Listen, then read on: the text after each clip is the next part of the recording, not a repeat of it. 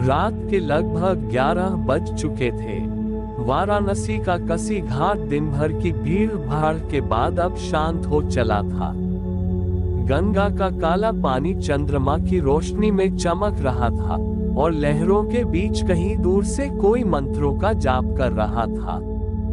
वीरेंद्र माथुर वीर अपने कैमरे और नोटबुक के साथ घाट की सीढ़ियों पर बैठा था।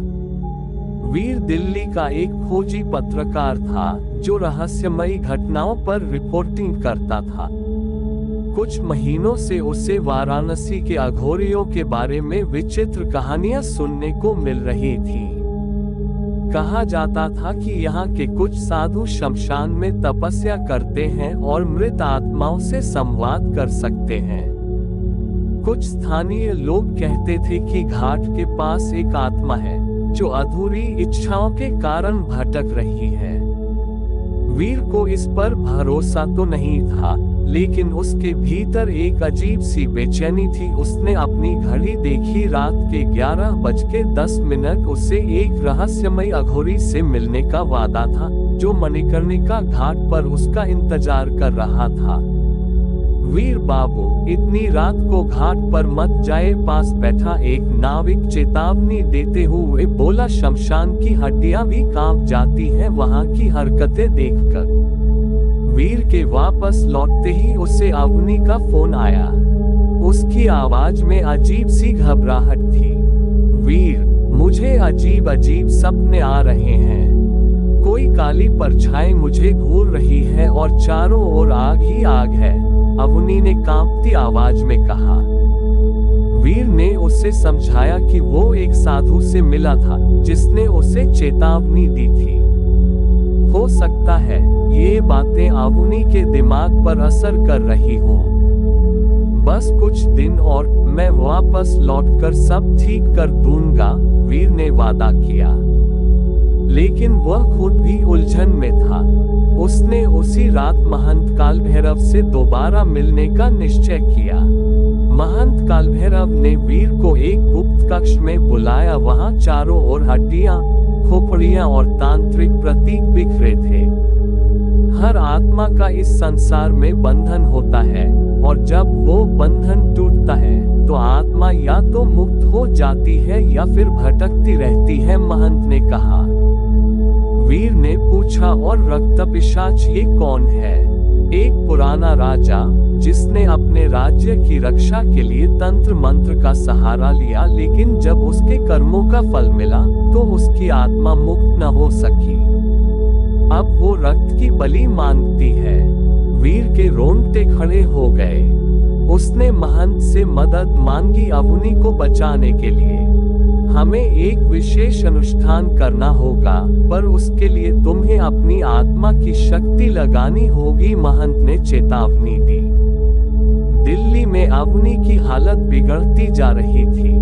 कभी कभी वह खुद को कमरे में बंद कर लेती और जब बाहर निकलती तो उसकी आंखें लाल होती, जैसे किसी और ने उस पर कब्जा कर लिया हो। वीर ने उसे फोन किया, लेकिन अवनी ने किसी अजनबी की तरह बात की। तुम वापस मत आना वीर, ये रास्ता सिर्फ अंधकार की ओर जाता है, अवनी ने गहरी भयानक आवाज में कहा। वीर ने तुरंत टिकट बुक किया और दिल्ली लौटने का निश्चय किया। उसे इस शैतानी आत्मा को रोकना ही था। दिल्ली में आते ही वीर सीधे अवनी के घर पहुंचा। घर की दीवारों पर लाल रंग से अजीब से चिन्ह बने हुए थे। अवनी जमीन पर बैठी एक मरे हुए कबूतर के पास मंत्र बुदबुदा रही थी। महंत कालभैरव ने फोन पर वीर को बताया कि रक्तपिशाच अब पूरी तरह जाग चुका है और उसकी शक्ति को रोकने का सिर्फ एक तरीका है, एक आत्मा को स्वेच्छा से बलि देना। मैं तैयार हूँ, वीर ने कहा। नहीं वीर, तुम्हारी आत्मा नहीं, बल्कि अवनी को उसकी इच्छा से यह बलिदान करना होगा, महंत ने गंभीरता से कहा। वीर की दुनिया जैसे थम गई। क्या वह अवनी को इस काले जादू से बचा पाएगा?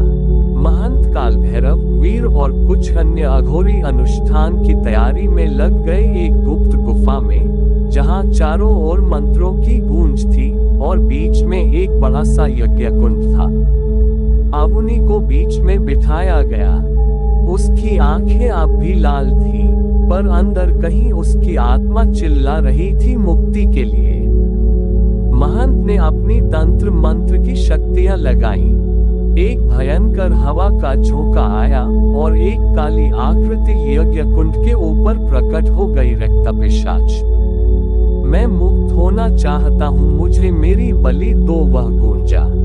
वीर ने अवनी का हाथ थामा। हम तुम्हें मुक्त करेंगे, लेकिन बिना किसी की जान लिए। महंत ने एक विशेष मंत्र का जाप शुरू किया और धीरे धीरे काली आकृति छटपटाने लगी। रक्तपिशाच की चीखें तेज हो गईं। उसने अवनी पर कब्जा करने की कोशिश की, पर वीर ने अपने विश्वास और प्रेम की ताकत से उसे रोक दिया। तुम्हारी मुक्ति अब तुम्हारे कर्मों पर निर्भर करती है, रक्तपिशाच। इस बार तुम्हें खुद को मुक्त करना होगा, महंत ने गहरी आवाज में कहा। आखिरी बार रक्तपिशाच चीखा और फिर एक तेज रोशनी के साथ गायब हो गया। अवनी बेहोश होकर गिर पड़ी। वीर ने उसे थामा। उसकी आंखों से आंसू बह रहे थे। महंत ने मुस्कुराते हुए कहा, प्रेम और विश्वास से बड़ा कोई बलिदान नहीं। वीर और महंत कालभैरव को पता चलता है कि वाराणसी के नीचे एक प्राचीन गुप्त शहर बसा हुआ है, जिसे नागंगा कहा जाता है। ये शहर तांत्रिकों और अघोरियों की सबसे बड़ी लड़ाई का केंद्र था, जहां रक्तपिशाच को पहली बार कैद किया गया था। इस जगह पर एक गुप्त मंत्र छिपा है, जो रक्तपिशाच को हमेशा के लिए खत्म कर सकता है। तांत्रिक सूर्यकेतु, जो खुद को रक्तपिशाच का सेवक बताता है, महंत कालभैरव और वीर के सामने आता है। वह चाहता है कि रक्तपिशाच पूरी तरह जाग जाए ताकि वह उसकी शक्तियां अपने अंदर समा सके। महंत कालभैरव और सूर्यकेतु के बीच एक भीषण तांत्रिक युद्ध होता है। सूर्यकेतु अपने मंत्रों से महंत को घायल कर देता है और वीर को चेतावनी देता है कि उसकी योजना को रोकने की कोशिश न करे। अवनी अब पूरी तरह रक्तपिशाच के प्रभाव में आ चुकी है, लेकिन उसके अंदर की अघोरी आत्मा धीरे धीरे जाग रही है। उसे अजीब अजीब सपने आने लगते हैं, जिनमें वह खुद को एक अघोरी के रूप में देखती है। महंत कालभैरव बताते हैं कि अवनी ही वही योद्धा है, जिसने पिछले जन्म में रक्तपिशाच को हराया था। लेकिन अगर अवनी अपनी शक्ति को सही समय पर नियंत्रित नहीं कर पाई, तो वह खुद भी रक्तपिशाच की तरह एक शापित आत्मा बन सकती है। वीर, महंत और अवनी नागंगा की ओर बढ़ते हैं। गुफा के अंदर अजीब संकेत दिखते हैं और वहां की दीवारों पर प्राचीन शापित मंत्र लिखे होते हैं। जैसे ही वे गुफा में प्रवेश करते हैं, वे एक भयानक भटकती आत्मा का सामना करते हैं, एक पूर्व अघोरी, जिसने रक्तपिशाच को बंद करने के लिए अपनी जान दी थी। आत्मा वीर को चेतावनी देती है कि अगर वे आगे बढ़े तो उन्हें एक बलिदान देना होगा। नागंगा का रहस्य। वीर और अवनी को वहां ऐसे शिलालेख मिलते हैं जो बताते हैं कि रक्तपिशाच का असली नाम त्रिकाल था और उसने अघोरियों को धोखा दिया था। सूर्यकेतु का नया षड्यंत्र। वह अवनी को अपने पक्ष में करने की कोशिश करता है, क्योंकि अगर अवनी अपनी अघोरी शक्तियों का गलत इस्तेमाल करती है, तो वह रक्तपिशाच से भी ज्यादा खतरनाक हो सकती है। एक बड़ा बलिदान। महंत कालभैरव को यह एहसास होता है कि रक्तपिशाच को रोकने के लिए उन्हें या वीर को अपनी जान देनी होगी। वीर ने महसूस किया कि उसकी रीढ़ में ठंडी लहर दौड़ गई थी। वह अब तक कई अजीबोगरीब घटनाओं का सामना कर चुका था, लेकिन महंत कालभैरव की बातों ने उसे झकझोर कर रख दिया। नागंगा, ये जगह क्या सच में मौजूद है? वीर ने पूछा। महंत ने गहरी सांस ली। हाँ, ये शहर वाराणसी के नीचे एक गुप्त स्थान पर स्थित है। कहा जाता है कि वहां अघोरियों और तांत्रिकों के बीच अंतिम युद्ध हुआ था और वहीं रक्त पिशाच को पहली बार बंद किया गया था। वीर के मन में कई सवाल उठने लगे। अगर वह वहीं कैद था तो अब वह फिर से जाग कैसे गया? महंत ने आंखें बंद की और बोले, क्योंकि किसी ने उसे जगाने की कोशिश की है और वह व्यक्ति सूर्यकेतु के अलावा कोई नहीं। वीर और अवनी चौंक गए। हमें नागनगर जाना होगा, महंत ने कहा, लेकिन वहां जाने का रास्ता सिर्फ एक ही है, शमशान गुफा के नीचे बनी सुरंग। वीर ने बिना कोई देरी किए सहमति जताई। उन्हें जल्द से जल्द उस रहस्य से पर्दा उठाना था। अगली रात वीर, अवनी और महंत कालभैरव 80 घाट के पास एक पुरानी गुफा में दाखिल हुए। यहाँ का माहौल अजीब सा था। गुफा के अंदर का तापमान अचानक गिर चुका था। यहाँ पर कुछ है, अवनी ने धीरे से कहा।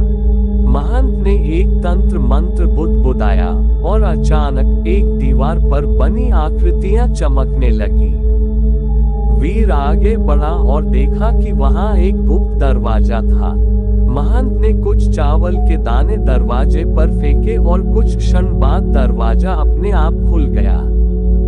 एक गहरी सुरंग दिखने लगी। वीर ने अपनी टॉर्च जलाकर भीतर देखा। रास्ता बहुत पुराना था और वहां कई जगह हड्डियां बिखरी हुई थीं। क्या ये हड्डियां इंसानों की हैं? वीर ने डरते हुए पूछा। महंत ने सिर हिलाया। हाँ, यह उन लोगों की हड्डियां हैं जो नागनगा के रहस्यों को जानने की कोशिश में यहाँ आए थे लेकिन वापस नहीं जा सके। वीर और अवनी की धड़कनें तेज हो गईं। वे धीरे धीरे आगे बढ़ने लगे, लेकिन तभी एक अचानक तेज झोंका आया और एक साया उनके सामने प्रकट हो गया। साया धीरे धीरे एक भटकती आत्मा का रूप लेने लगा। उसकी आंखें सफेद थीं और उसके शरीर से राख झर रही थी। कौन हो तुम? वीर ने हिम्मत जुटाकर पूछा। आत्मा ने एक ठंडी आवाज में कहा, तुम यहाँ क्यों आए हो? महंत ने आगे बढ़कर कहा, हम नागनगर का सत्य जानने और रक्त पिशाच को रोकने आए हैं। आत्मा ने एक अजीब सी हंसी हंसते हुए कहा, नागनगर का रहस्य किसी साधारण व्यक्ति के लिए नहीं है जो एक बार वहां गया, वो वापस नहीं आया। क्या तुम अपने जीवन की आहुति देने को तैयार हो? वीर ने दृढ़ता से कहा, अगर इससे लोगों की रक्षा हो सकती है तो हाँ। आत्मा ने उनकी आंखों में झांका, फिर धीरे धीरे पीछे हट गई। जाओ, लेकिन याद रखना, नागनगा सिर्फ जीवितों का शहर नहीं है। महंत ने वीर की ओर देखा और सिर हिलाया। अब उनकी यात्रा और कठिन होने वाली थी। नागनगर का प्रवेश द्वार। वे सुरंग से गुजरते हुए आखिरकार एक विशाल पत्थर के दरवाजे के सामने पहुंचे। दरवाजे पर नागों की आकृतियां बनी थीं और बीच में एक त्रिशूल का निशान था। महंत ने अपने गले से रुद्राक्ष की माला निकाली और एक मंत्र पढ़ा। अचानक दरवाजा गड़गड़ाने लगा और एक झटके से खुल गया। सामने एक प्राचीन शहर था, नागनगर, मृत आत्माओं का बसेरा। नागनगर वैसा नहीं था जैसा वीर ने सोचा था। वहां चारों ओर जले हुए महल, टूटी हुई मूर्तियां और हवा में बहती अजीब सी फुसफुसाहट थी। अवनी ने महसूस किया कि वहां कुछ आत्माएं उन्हें घूर रही थीं। महंत बोले, ये वे आत्माएं हैं जो नागनगर में ही रह गईं। इनका न कोई शरीर है न कोई जीवन। वीर आगे बढ़ा, लेकिन तभी उसकी टॉर्च झपकने लगी। अचानक किसी ने उसे पीछे से पकड़ लिया। वीर चीखने ही वाला था कि महंत ने जल्दी से एक भस्म का छिड़काव किया और अचानक वह परछाई गायब हो गई। यहाँ सिर्फ आत्माएं ही नहीं बल्कि कुछ बहुत ही खतरनाक शक्तियां भी हैं, महंत ने चेताया। सूर्य केतु का जाल। जैसे ही वे नागनगर के केंद्र की ओर बढ़े, उन्हें दूर एक व्यक्ति दिखा। वह सूर्य केतु था। सूर्य केतु ने एक ठहाका लगाया। तो आखिरकार तुम लोग यहाँ तक पहुँच ही गए, उसने कहा। वीर ने गुस्से से कहा, तू चाहता क्या है?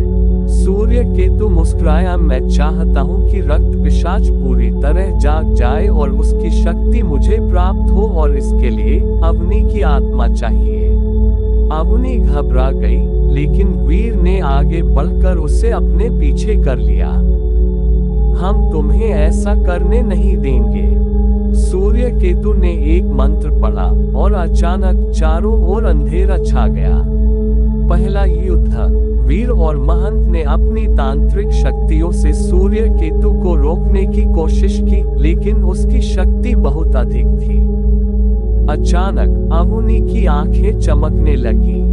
उसके अंदर कुछ जाग चुका था। वह अपनी अघोरी शक्ति को महसूस कर सकती थी। अवनी ने सूर्य केतु की ओर देखा और एक मंत्र पढ़ा।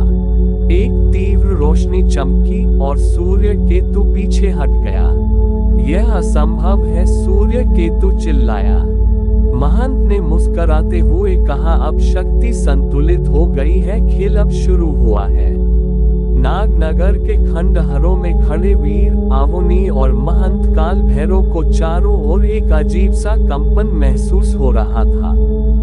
हवा में किसी अदृश्य शक्ति की गूंज थी, मानो इस शहर की मिट्टी खुद कुछ कहना चाहती हो। इस जगह में कुछ ऐसा है जो हमें दिख नहीं रहा, वीर ने धीमे स्वर में कहा। महंत काल भैरव ने भूमि को स्पर्श किया और अपनी आंखें बंद कर ली। कुछ क्षणों बाद उन्होंने अपनी आंखें खोली और बोले, यहाँ एक छिपा हुआ मंदिर है। नागनगर का सबसे बड़ा रहस्य वहीं बंद है।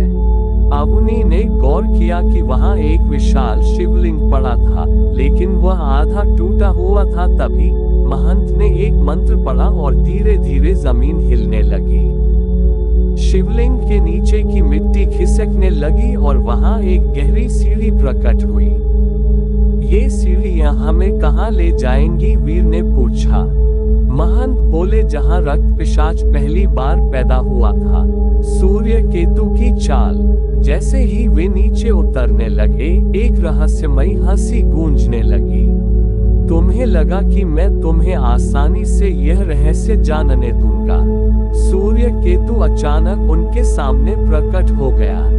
उसके चारों ओर काले धुएं की लहरें उठ रही थीं और उसकी आंखों में अजीब सी चमक थी। रक्त पिशाच की शक्ति पर सिर्फ मेरा अधिकार है, सूर्य केतु गरजा। वीर ने तलवार निकाल ली, लेकिन सूर्य केतु हंसा और एक झटके में उसे हवा में उछाल दिया। अवनी ने तुरंत अपने हाथ उठाए और मंत्र पढ़ने लगी। तभी कुछ अनहोनी हुई। अवनी की आंखें सफेद हो गईं और उसके चारों ओर एक नीली आभा फैलने लगी। ये शक्ति सूर्य केतु चौंक गया। महंत मुस्कुराए, अवनी की अघोरी आत्मा जाग रही है, अब तुम्हारा अंत नजदीक है। अवनी का जागरण। अवनी के शरीर में एक अनोखी ऊर्जा भरने लगी। उसे अजीब अजीब दृश्य दिखने लगे। वह खुद को एक प्राचीन युद्ध भूमि में देख रही थी, जहां तांत्रिक और अघोरी एक दूसरे से लड़ रहे थे। अचानक उसने खुद को एक अघोरी के रूप में देखा, जो रक्त पिशाच से लड़ रहा था। तुम ही हो जिसने पिछले जन्म में रक्त पिशाच को रोका था, महंत काल भैरव बोले। अवनी की आत्मा पूरी तरह जाग चुकी थी। उसके हाथ से एक ऊर्जा निकली और सूर्य केतु की शक्ति को पीछे धकेलने लगी। लेकिन सूर्य केतु आसानी से हार मानने वाला नहीं था। अवनी की ऊर्जा ने सूर्य केतु को कुछ समय के लिए कमजोर कर दिया। इस मौके का फायदा उठाते हुए वीर और महंत उस सीढ़ी से नीचे उतरे। नीचे उन्हें एक विशाल गुफा मिली, जहां एक प्राचीन शिलालेख था। महंत ने उसे पढ़ना शुरू किया। रक्त पिशाच का असली नाम त्रिकाल था। वह सबसे शक्तिशाली तांत्रिक था, जिसने अमृतत्व पाने की लालसा में एक ऐसा मंत्र खोजा जिससे वह कभी न मर सके, लेकिन इस मंत्र को पूरा करने के लिए उसे 108 अघोरियों की बलि देनी पड़ी। वीर स्तब्ध रह गया। तो इसलिए नागनगर को तबाह कर दिया गया। महंत सिर हिलाकर बोले, हाँ, और यही कारण है कि इसे धरती के नीचे छुपा दिया गया। रक्त पिशाच को इस गुफा में ही कैद किया गया था। अचानक गुफा की दीवारों से लालच में डूबी आवाज गूंजने लगी, तुमने मेरी कहानी जान ली, लेकिन अब यहाँ से जिंदा नहीं जा पाओगे। रक्त पिशाच का जागरण। जमीन फटने लगी और एक काला धुआं चारों ओर फैलने लगा। वीर ने महसूस किया कि उसकी सांस रुक रही थी। महंत जल्दी से एक तांत्रिक ढाल बनाने लगे, लेकिन तभी एक काला हाथ धुएं से बाहर निकला। रक्त पिशाच पूरी तरह जाग चुका था। मुझे 500 साल बाद फिर से शक्ति मिल रही है, उसने क्रूरता से कहा। वीर ने तलवार निकालकर उस पर वार किया, लेकिन तलवार उसके शरीर के अंदर चली गई और गायब हो गई। रक्त पिशाच हंसा, तुम्हारे सामान्य हथियार मेरा कुछ नहीं बिगाड़ सकते। महंत ने वीर से कहा, हमें इसे नाग तंत्र से रोकना होगा, लेकिन उसके लिए उन्हें नागनगर के सबसे गहरे कोने तक जाना था। नागनगर के खंडहरों में खड़े वीर, अवनी और महंत काल भैरव को चारों ओर एक अजीब सा कंपन महसूस हो रहा था। हवा में किसी अदृश्य शक्ति की गूंज थी, मानो इस शहर की मिट्टी खुद कुछ कहना चाहती हो। इस जगह में कुछ ऐसा है जो हमें दिख नहीं रहा, वीर ने धीमे स्वर में कहा। महंत काल भैरव ने भूमि को स्पर्श किया और अपनी आंखें बंद कर ली। कुछ क्षणों बाद उन्होंने अपनी आंखें खोली और बोले, यहाँ एक छिपा हुआ मंदिर है। नागनगर का सबसे बड़ा रहस्य वहीं बंद है। अवनी ने गौर किया कि वहाँ एक विशाल शिवलिंग पड़ा था, लेकिन वह आधा टूटा हुआ था। तभी महंत ने एक मंत्र पढ़ा और धीरे धीरे जमीन हिलने लगी। शिवलिंग के नीचे की मिट्टी खिसकने लगी और वहाँ एक गहरी सीढ़ी प्रकट हुई। ये सीढ़ियां हमें कहाँ ले जाएंगी? वीर ने पूछा। महंत बोले, जहाँ रक्त पिशाच पहली बार पैदा हुआ था। सूर्य केतु की चाल। जैसे ही वे नीचे उतरने लगे, एक रहस्यमयी हंसी गूंजने लगी। तुम्हें लगा कि मैं तुम्हें आसानी से यह रहस्य जानने दूंगा।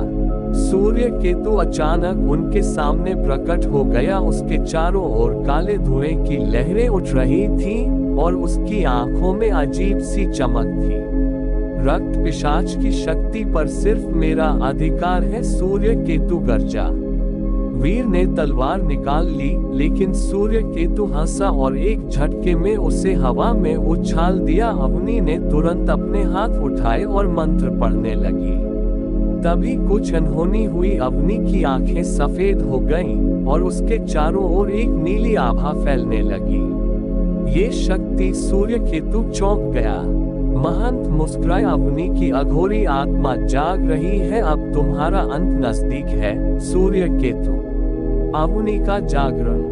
अवनी के शरीर में एक अनोखी ऊर्जा भरने लगी। उसे अजीब अजीब दृश्य दिखने लगे। वह खुद को एक प्राचीन युद्ध भूमि में देख रही थी, जहां तांत्रिक और अघोरी एक दूसरे से लड़ रहे थे। अचानक उसने खुद को एक अघोरी के रूप में देखा, जो रक्त पिशाच से लड़ रहा था। तुम ही हो जिसने पिछले जन्म में रक्त पिशाच को रोका था, महंत काल भैरव बोले। अवनी की आत्मा पूरी तरह जाग चुकी थी। उसके हाथ से एक ऊर्जा निकली और सूर्य केतु की शक्ति को पीछे धकेलने लगी। लेकिन सूर्य केतु आसानी से हार मानने वाला नहीं था। रक्त पिशाच का असली इतिहास। अवनी की ऊर्जा ने सूर्य केतु को कुछ समय के लिए कमजोर कर दिया। इस मौके का फायदा उठाते हुए वीर और महंत उस सीढ़ी से नीचे उतरे। नीचे उन्हें एक विशाल गुफा मिली, जहां एक प्राचीन शिलालेख था। महंत ने उसे पढ़ना शुरू किया। रक्त पिशाच का असली नाम त्रिकाल था। वह सबसे शक्तिशाली तांत्रिक था, जिसने अमृतत्व पाने की लालसा में एक ऐसा मंत्र खोजा जिससे वह कभी न मर सके, लेकिन इस मंत्र को पूरा करने के लिए उसे 108 अघोरियों की बलि देनी पड़ी। वीर स्तब्ध रह गया। तो इसलिए नागनगर को तबाह कर दिया गया। महंत सिर हिलाकर बोले, हाँ, और यही कारण है कि इसे धरती के नीचे छुपा दिया गया। रक्त पिशाच को इस गुफा में ही कैद किया गया था। अचानक गुफा की दीवारों से लालच में डूबी आवाज गूंजने लगी। तुमने मेरी कहानी जान ली, लेकिन अब यहाँ से जिंदा नहीं जा पाओगे। रक्त पिशाच का जागरण। जमीन फटने लगी और एक काला धुआं चारों ओर फैलने लगा। वीर ने महसूस किया कि उसकी सांस रुक रही थी। महंत जल्दी से एक तांत्रिक ढाल बनाने लगे, लेकिन तभी एक काला हाथ धुएं से बाहर निकला। रक्त पिशाच पूरी तरह जाग चुका था। मुझे 500 साल बाद फिर से शक्ति मिल रही है, उसने क्रूरता से कहा। वीर ने तलवार निकालकर उस पर वार किया, लेकिन तलवार उसके शरीर के अंदर चली गई और गायब हो गई। रक्त पिशाच हंसा, तुम्हारे सामान्य हथियार मेरा कुछ नहीं बिगाड़ सकते। महंत ने वीर से कहा, हमें इसे नाग तंत्र से रोकना होगा, लेकिन उसके लिए उन्हें नागनगर के सबसे गहरे कोने तक जाना था। नाग तंत्र का रहस्य। महंत काल भैरव ने वीर और अवनी को बताया कि नागनगर के मध्य में एक नाग शक्ति कुंड है, जो सिर्फ सच्चे अघोरी को स्वीकार करता है। अवनी ने कहा, मुझे वहां जाना होगा, मैं ही सच्ची अघोरी हूँ। लेकिन सूर्य केतु ने एक आखिरी चाल चली। मैं अवनी को वहां जाने नहीं दूंगा। उसने एक भयानक राक्षसी शक्ति को बुलाया। कालकेतु, अब देखता हूँ तुम मुझसे कैसे जीतते हो। कालकेतु और अंतिम युद्ध की शुरुआत। कालकेतु आग की लपटों में लिपटा एक दैत्य था, जिसकी आंखें जलती हुई लाल थीं। वीर और महंत ने मिलकर उस पर हमला किया, लेकिन वह बहुत शक्तिशाली था। तभी अवनी ने अपनी सारी शक्ति समेटकर त्रिशूल मंत्र पढ़ा। एक विशाल त्रिशूल बिजली की तरह आसमान से उतरा और कालकेतु पर आ गिरा। राक्षस तड़पने लगा और भस्म हो गया। सूर्य केतु ने गुस्से में आकर अवनी पर हमला करने की कोशिश की, लेकिन तभी अवनी ने अपनी पूरी अघोरी शक्ति का उपयोग किया और सूर्य केतु को हवा में उठा लिया। अब तेरा अंत है। अवनी ने एक प्रचंड ऊर्जा निकाली और सूर्य केतु चीखते हुए जलकर राख हो गया।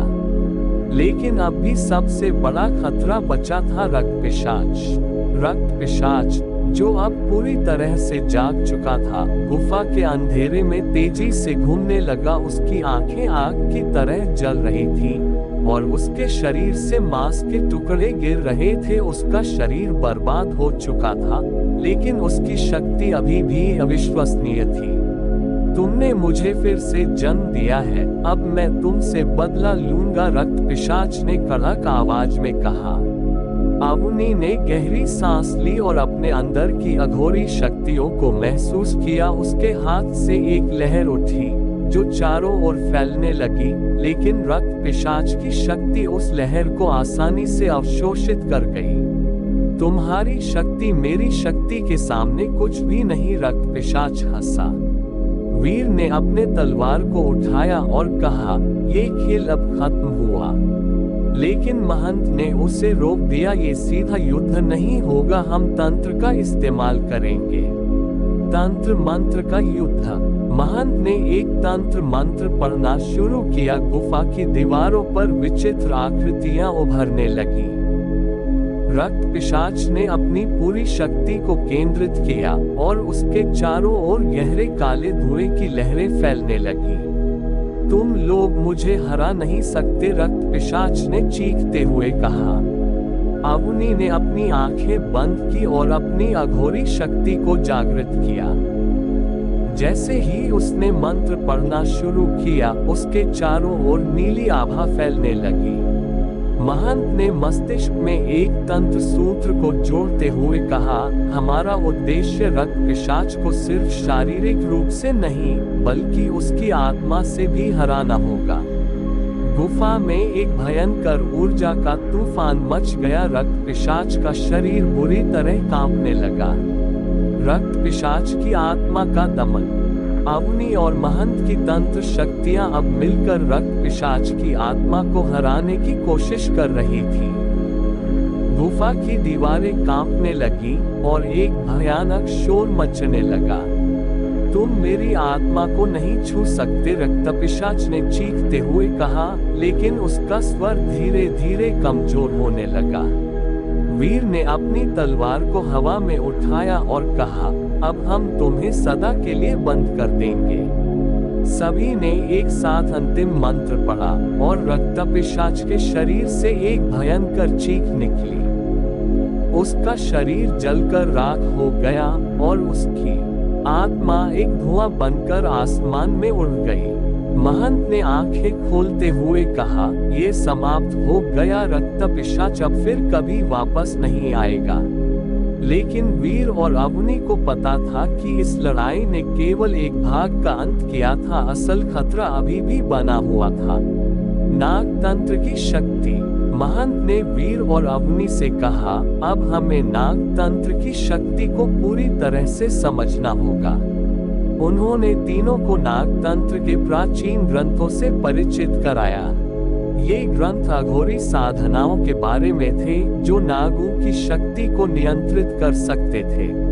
नागतंत्र वह शक्ति है जो नागों और उनके देवता की मदद से हमें एक गहरी दिव्य शक्ति प्रदान करती है। इसके द्वारा हम किसी भी प्रकार की आत्मा या अंधकार शक्तियों का सामना कर सकते हैं, महंत ने समझाया। अवनी ने ध्यान से सुना और कहा, हमने रक्त पिशाच से निपटने के लिए ये शक्ति क्यों नहीं इस्तेमाल की? महंत मुस्कुराए, क्योंकि हमें ये शक्ति सावधानी से उपयोग करनी होती है। नागतंत्र का हर कदम हमें बड़ी जिम्मेदारी के साथ उठाना होगा। नाग शक्ति कुंड। नागंगा के केंद्र में स्थित नाग शक्ति कुंड में पहुंचने के लिए तीनों को एक जटिल तंत्रीय रचना को पार करना पड़ा।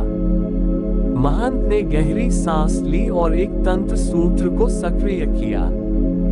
सामने की दीवार पर एक विशाल नाग का चित्र उभर आया। यहाँ से आगे बढ़ने के लिए हमें पहले नाग देवता से आशीर्वाद लेना होगा, महंत ने कहा। अवनी और वीर ने अपनी आंखें बंद की और तंत्र की शक्ति का अनुभव किया। कुछ क्षणों बाद एक विशाल नाग का रूप सामने प्रकट हुआ, जो बहुत विशाल और शक्तिशाली था। उसकी आंखों में दिव्यता और रहस्य था। तुम दोनों के अंदर शक्ति है, नाग देवता ने कहा, लेकिन क्या तुम तैयार हो मेरे आशीर्वाद को स्वीकारने के लिए? आशीर्वाद और दुविधा। नाग देवता ने अवनी और वीर को आशीर्वाद दिया, लेकिन साथ ही चेतावनी दी। तुम्हारी शक्ति अब दोहरी हो गई है, लेकिन याद रखना, ज्यादा शक्ति कभी भी आपको अंधकार में धकेल सकती है। वीर और अवनी ने अपनी नई शक्ति का अनुभव किया। अवनी की आंखों में अब एक विशेष चमक आ गई थी और वीर ने महसूस किया कि उसके अंदर भी एक गहरी शक्ति का संचार हो रहा था। लेकिन साथ ही उन्हें एहसास हुआ कि इस शक्ति का उपयोग करते समय उन्हें अत्यधिक सावधानी रखनी होगी। अंतिम समर की तैयारी। तीनों ने नागतंत्र का प्रशिक्षण लिया और उसकी पूरी शक्ति को आत्मसात किया, लेकिन ये सिर्फ शुरुआत थी। उन्हें अब नागनगर के सबसे गहरे रहस्यों से निपटना था और दुनिया को इस अंधकार से बचाना था।